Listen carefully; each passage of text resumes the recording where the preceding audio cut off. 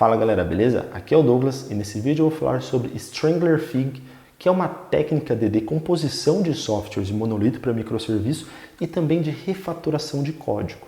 É claro que essa prática não é somente usada para esses dois casos. Eles também são muito utilizados para fazer testes de novas funcionalidades, versões, mas quando você vai ler em qualquer literatura, geralmente esses dois são os exemplos que eu falei. É para esses dois casos, decomposição de software e também você fazer refatoração de um código, beleza? Então vamos falar um pouquinho sobre ele. Primeiro de tudo, o nome é bem curioso, mas o nome seria figo estrangulador, né? Que é como se for uma figueira. Não sei se você já viu uma foto de uma figueira, isso daí vai ajudar você a memorizar qual é a ideia. Então existe um tronco numa figueira, e aí o que começa a acontecer? Eu não sei se sai de baixo, de cima, de onde que é, mas tem um monte de outras raízes que elas começam a crescer junto em volta desse tronco principal. Isso faz com que ele estrangule, né, esse centro, esse tronco principal. Então você olha para uma figueira, você não vê um tronco bonito, como, sei lá, uma árvore de ipê. O que você vê, na verdade, é um monte de raiz assim subindo, aquela coisa de louco. E a ideia é exatamente essa. Você fazer isso no seu software. Dentro do seu software, você ter rotas internas, utilizando um proxy externo ou não, para você conseguir fazer um estrangulamento. Então imagina, nesse exemplo que eu dei, você tem o seu software principal e aí em volta dele você começa a adicionar features, onde ela tem uma rota diferente. Então para fazer uma venda, eu não vou mais para o tronco principal, eu vou por uma rota diferente. E essa é a ideia, você começa a adicionar novas rotas. Por isso te ajuda tanto numa decomposição, onde você pega essa rota nova, essa funcionalidade do seu grande monolito, e você joga, ela externaliza, aí você tem uma rota para um ambiente externo. Então existe a comunicação, mas ao invés de você ter uma função local, você está pegando, chamando um outro serviço, um outro IP, um outro lugar. Então você acabou de conseguir uma decomposição. Ou até mesmo uma refatoração do seu código. Não está muito saudável. Você começa a colocar uma nova rota para fazer esse teste. Você pode colocar essa rota, criar uma lógica local, ou utilizando até mesmo um feature flag, para conseguir validar se essa rota está saudável antes de mudar 100% para ela. Enfim, vamos seguir um pouquinho aqui o que eu trouxe. Então acho que assim, um ponto importante é entender a diferença de monolito para microserviço. Vou ver se eu posto um vídeo novo sobre isso, mas eu postei muito tempo atrás, né? Mas aí agora, então eu vou postar outro. Mas basicamente um monolito, é um softwarezão com diversas funcionalidades, como nesse exemplo eu tenho um monolito, onde eu tenho o gerenciamento de produtos, pedidos, reportes, tudo dentro desse grande monolito. E o problema é que se o meu produto está fora, está tudo fora, não está só uma funcionalidade. Está tudo fora. Se por acaso alguém está gerando um reporte muito grande, esse meu reporte vai afetar meu pedido, meus produtos, vai afetar todo o meu sistema, por causa de uma funcionalidade que nem é crítica, certo? Reportes, o que poderia eventualmente esperar. Então a ideia de ter microserviços é a possibilidade de você quebrar, decompor essas divisões que fazem sentido, claro, e você criar microserviços para cada um deles, onde você consegue escalar cada um deles, você consegue ter SLAs, SLOs para cada um deles totalmente distinto. E um monte de outra técnica que dá para fazer. Enfim, então como eu falei, ele é muito utilizado para refatoração de código, né? Você consegue refatorar o seu código e decompor aplicações legadas. Quando eu falo, é delicado isso. Monolito para mim não é legado, é uma arquitetura. Às vezes faz sentido ter um monolito. Mas vamos supor ali que você tem uma aplicação muito legada e você quer ter alguns benefícios. Por exemplo, ela armazena localmente dados. É uma aplicação stateful. Aí você cria um S3 externo e aí você quer mudar essa funcionalidade de armazenamento. Não vai armazenar em disco, vai armazenar em um S3 bucket. Então eu poderia aí pensar e fazer uma decomposição para um novo serviço, uma nova rota que vai fazer esse trabalho. Então, para ser um pouco mais ilustrativo, vamos pensar no seguinte. Aí eu vou criar aqui um outro layer que já vai ser dos meus microserviços. Aí qual que é a ideia aqui? Eu tiro o meu report, vou usar o report como exemplo, e aí eu crio um sistema externo. Imagina, eu pego todas as funcionalidades do meu report e eu crio aqui, meu report.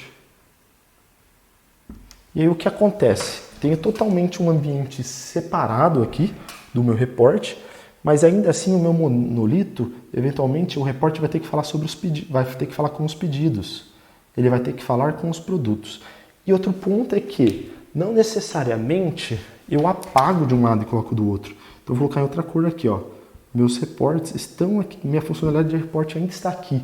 Mas como uma figueira, eu tenho uma rota distinta para isso. Então, para eu ter a capacidade de ter uma rota distinta, eu tenho que mexer com algo aqui embaixo. Então, deixa eu ver se dá para ver. Tem um usuário aqui, usuário final. Esse usuário final, ele vai precisar passar por alguma coisa. Existem diversas formas de implementar. Vou falar seguindo boas práticas, mas a boa prática é o que resolve o seu problema, né? Vamos colocar aqui que eu colocaria um reverse proxy, também chamado, né, facade, estou falando sobre isso daqui. Eu vou colocar alguma coisa onde meu usuário, ele vai bater nesse reverse proxy, nesse meu proxy, e ele vai entender o meu request. Vamos supor, o primeiro request que vem é para minha API produtos. Logo, API produtos é esse fluxo. Aí vem um outro fluxo, vou usar minhas cores aqui, vem um outro fluxo que bate no proxy, mas este dessa vez é report. Para API report. O que esse meu proxy vai fazer é o seguinte, ele vai falar, report, agora estou jogando para cá. Vamos supor que na hora que você externalizou esse microserviço, começou a dar um problema. Você fala, puta, o report está indisponível. Eu quero voltar para a minha versão anterior, né?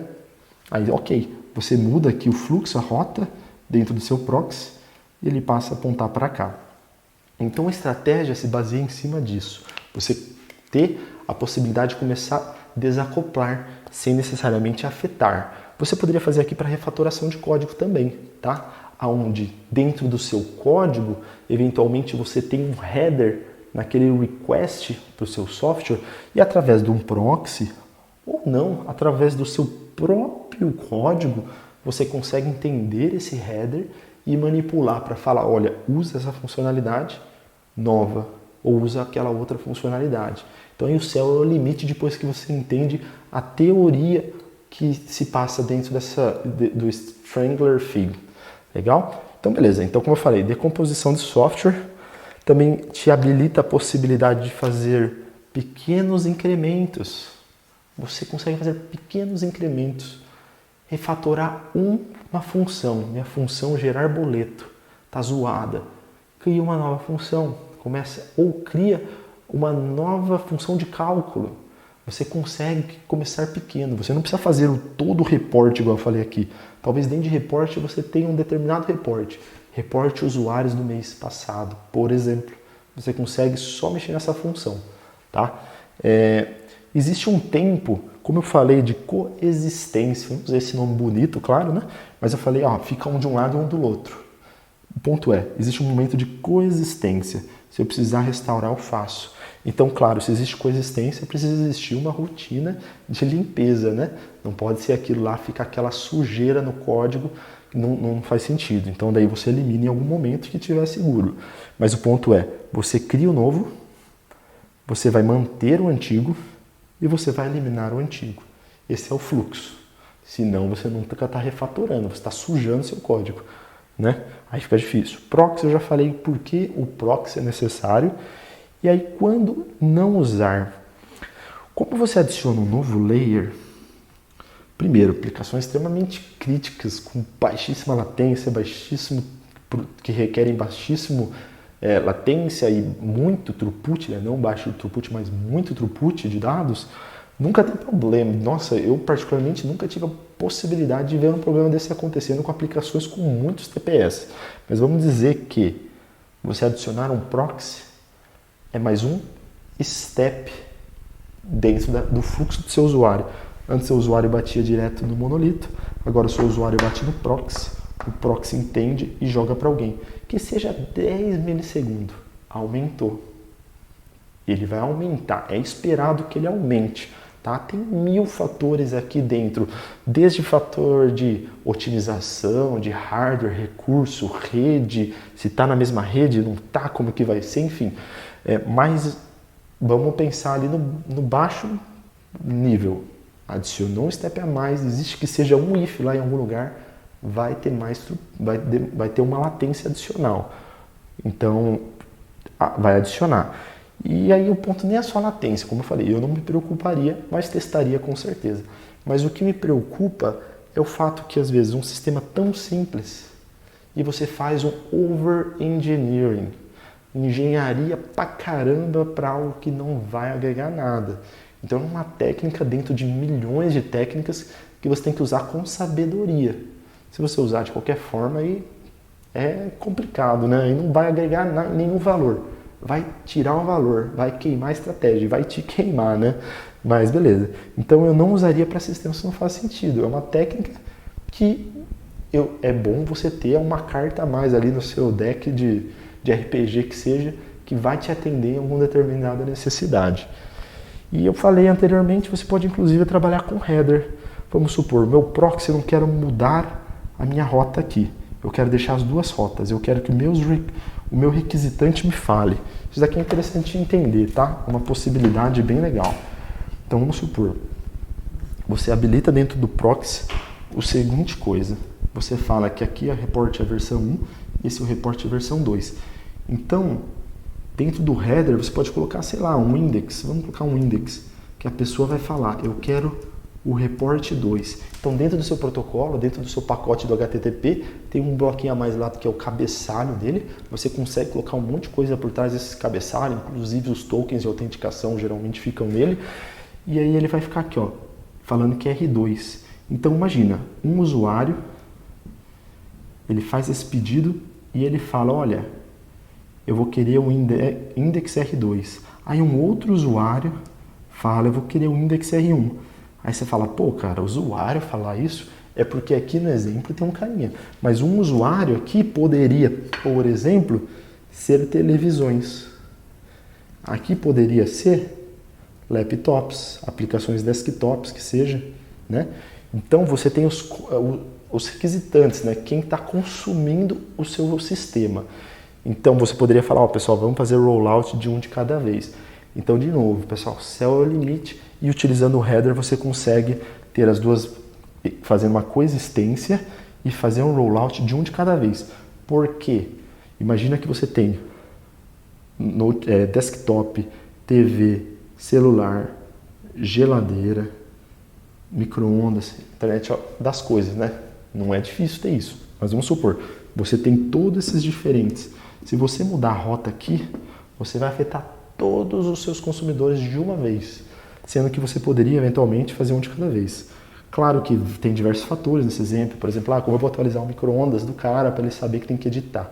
Sim, pessoal, claro, tá? Eu entendo. Ao mesmo tempo que você via esse proxy, você poderia ter um serviço de mesh que faz isso daí, que adiciona esse header, esse cabeçalho. O importante é saber que existe essa possibilidade, porque no Google você encontra tudo, beleza? Então é isso daí, o vídeo até estendeu um pouquinho mais do que eu pensei, acabei falando mais coisa, mas pô, espero que você tenha gostado. Se você curtiu, dá um like. Deixa um comentário caso você tenha curtido também. Se não tenha curtido, deixa também. Para mim, tanto faz. O importante é que se tiver um like, eu já estou feliz. Beleza, galera? Então é isso daí. Valeu. Se inscreve no canal se você não está inscrito. Falou!